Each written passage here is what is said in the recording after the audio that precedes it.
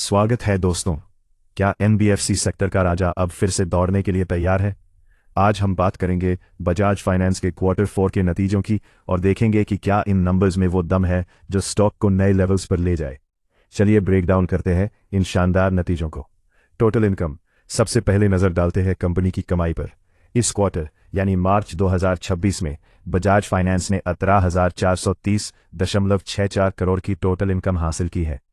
अगर हम इसकी तुलना पिछले क्वार्टर यानी दिसंबर 2025 के 17,770.10 करोड़ से करें तो इनकम लगभग स्टेबल दिख रही है।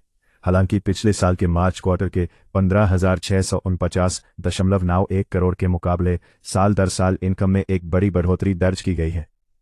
एक्सपेंसेस। अब बात करते हैं खर्चों की। इस क्वार्टर में कंपनी का टोटल एक्सपेंडिचर 11,946.30 करोड़ रहा है। अच्छी बात यह है कि पिछले क्वार्टर यानी दिसंबर 2025 के 13,099.47 करोड़ के मुकाबले खर्चों में एक अच्छी गिरावट देखी गई है। कंपनी ने अपने ऑपरेशन कॉस्ट्स और इम्पेयरमेंट्स को इस बार काफ़ी बेहतर तरीके से मैनेज किया है। Net profit. अब आते हैं मुनाफे पर। इस क्वार्टर में बजाज फाइनेंस ने 4,839.50 करोड़ का शुद्ध मुनाफे नेट प्रॉफिट पोस्ट किया है। पिछले क्वार्टर के 4,580.52 करोड़ के मुकाबले प्रॉफिट में सुधार दिखा है। वहीं पिछले साल के मार्च क्वार्टर के 3,946.44 करोड़ से अगर कंपेयर करें तो मुनाफे में साल दर साल जबरदस्त ग्रोथ दिख रही है। इन्वेस्टर्स के लिए ईपीएस के नंबर्स भी काफ़ी सॉलिड हैं। इस क्वार्टर का बेसिक ईपीएस 7.78 रहा है।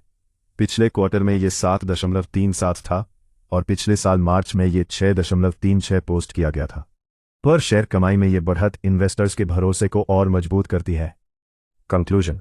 ओवरऑल बजाज फाइनेंस ने साल दर साल शानदार परफॉर्मेंस दी है और क्वार्टर ऑन क्वार्टर मुनाफे में सुधार दिखाया है। आपको क्या लगता है, क्या बजाज फाइनेंस अब यहां से एक बड़ा ब्रेकआउट देगा? कमेंट में अपनी राय जरूर दें और मार्केट की ऐसी ही फास्ट अपडेट्स के लिए ठाकुर मार्केट एज को सब्सक्राइब करें।